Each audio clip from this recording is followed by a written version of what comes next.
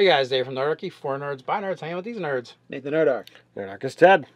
And today we're going to give you 3 ways to add Skullduggery into your D&D game.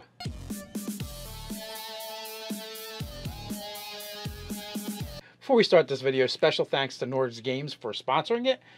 If you're looking to enhance your games with Dungeon Master options, accessories, books like Skullduggery, or the Ultimate Beastery, head over to Nord Games. In the description below, you can find a coupon code for a 10% discount, or there's also a link there. Click that link, and that will give you a 10% on anything over on the shop.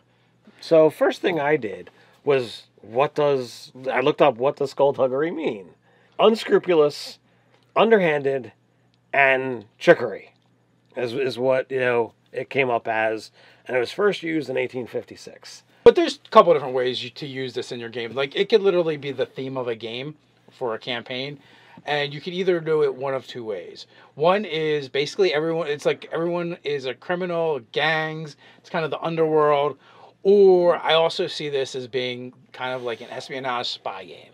Mm-hmm. And the espionage spy game, even that could be run in a variety of different ways. Like, you could run a game where, like, the politics is, the real story of it all, the real crux of the game.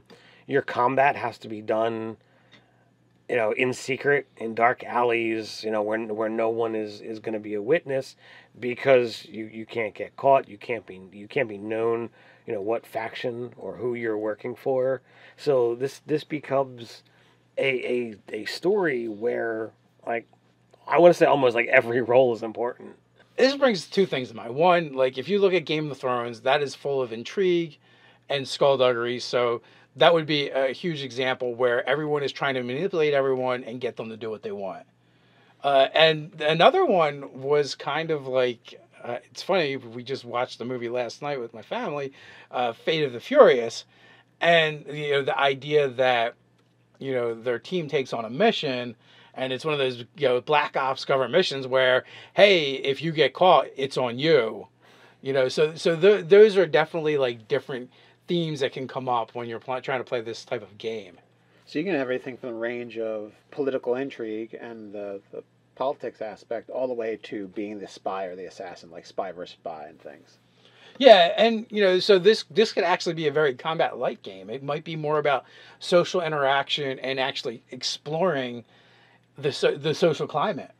Yeah, I can see the politics game being more of like, well, if you've got to roll dice for combat, you probably kind of lost, or someone's trying to kill you. Well, that dovetails really nicely into if you look at Game of Thrones, because a lot of times the losers were the ones who didn't do well with the intrigue stuff, and like you said, they had to roll dice, and it didn't go well for them. So if you look at it from, trying to integrate this into another, like, into a regular game, so that you're not looking at the overarching theme, and you just want to add a little bit of intrigue into your game or some skullduggery. You have NPCs that are going to be untrustworthy, and that's gonna be the case sometimes. And there's going to be some skullduggery. You don't know how things are going to go. You're going to encounter enemies that are unseedy, if you will, and that's normal. That's going to happen. But when you have friends that are unscrupulous, this is when it gets into the real weird spot, and it can happen in a couple different ways. First off, you can have the friend that really was never the friend that was never really your friend, and has always been working behind the scenes against you or against the party, and you don't have to start off this way. You could just make the turn, or it could be something that you've planned from the beginning. And then you could have something where, either based off of what the players have done or failed to do, someone who was a friend could turn on the players, and now this becomes their enemy, and this is something that they have to deal with. It could be a full-on, this becomes a villain, or it could just become a foil that's constantly working against them, making their in-town goals that much harder because maybe they have more influence. Or with that type of the friend turn enemy, there's a I guess it all depends on how they got into it. That would really determine where the party goes from there. Because maybe the friend turned enemy has an issue with, like one of their children got captured and they're actually doing this against their will, or well, it's like, well, I'm going to lose my business if I can't make this payment, and these guys offered me money to kind of stick it to you, so I've got to choose my livelihood for the rest of my life, or these people I kind of know. Yeah, that's definitely a third option, and that's kind of where I was going to go. Excellent call. Also, if you just want to add more subterfuge, intrigue, or seedy locations in your game where players are going to go, and like a pirate island or something like that, where they have to interact with people that aren't always on the up and up, and you never know where you truly stand with them, and it's a dangerous place. Well, I mean, that place alone is going to put the players in an environment that they might not be familiar with, because there could be either an entirely new set of laws or there aren't laws. That becomes an issue for a lot of standard adventuring parties, that they might normally be on the up and up and used to dealing with those upright citizens, and now, like, all right, I don't care what you say. I'm going to do what I want here. Yeah, you go from lawful societies to basically no man's law, and things are usually settled with violence, or who's the toughest, who's the strongest. So you're now navigating under different circumstances, new rules, and trying to figure it out. That could be really interesting for almost like a fish out of water story to do for a couple sessions or whatever. Or there's also the idea of just actually playing an outlaw game, where maybe your players aren't evil, but they live in this place where there are no laws, or the laws are very loosely upheld. Even the government is corrupt, the officials are corrupt. Sure, there's laws, but they only matter if someone cares to uphold them, or they have a reason to. And probably the laws made within the actual group are more important. Like, how do we treat each other, and like what's considered a no-go, like you're going to be kicked out or killed or something like that if you go too far. Right, and it's definitely like you've only broken a law if you get caught. Is kind of like the motto, right? If a cop sees you, then it was bad. Otherwise, it doesn't matter. But you can base a whole campaign around that.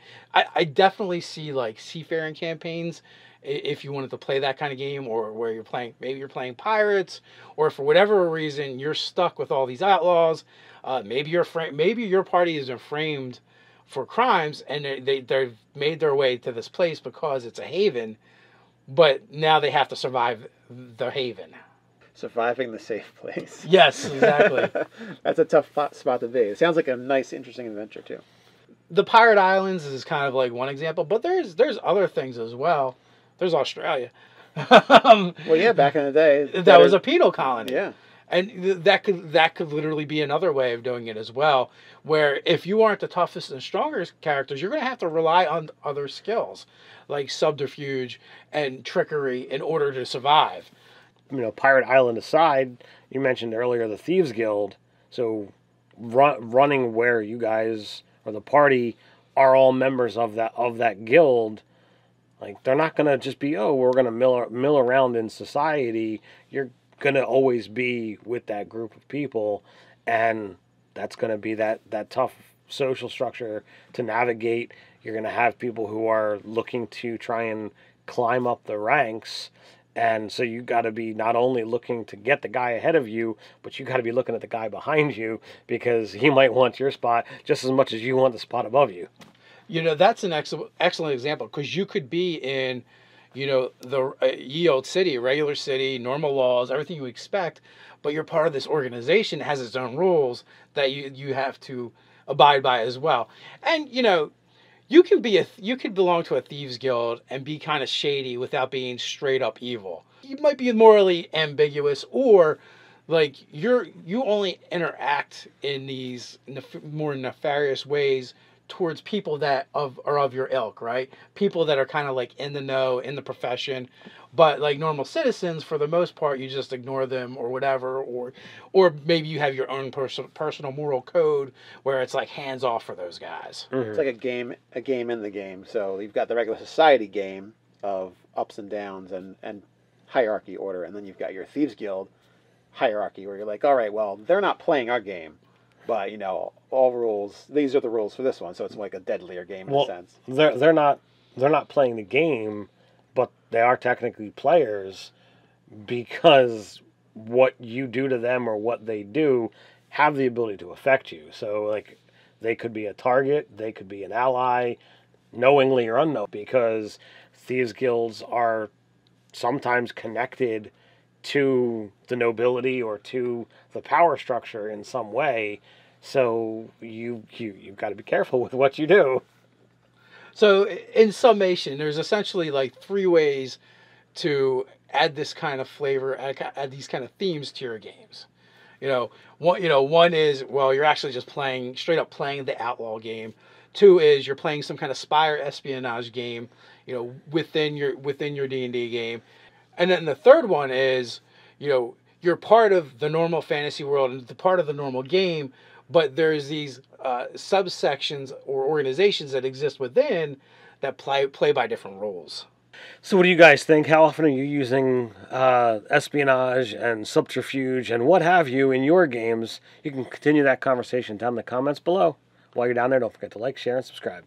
You can jump down to the description where you find that link to Nord Games and get your 10% off. You can also check out the articles over at nerdarchy.com. So until next time, stay nerdy.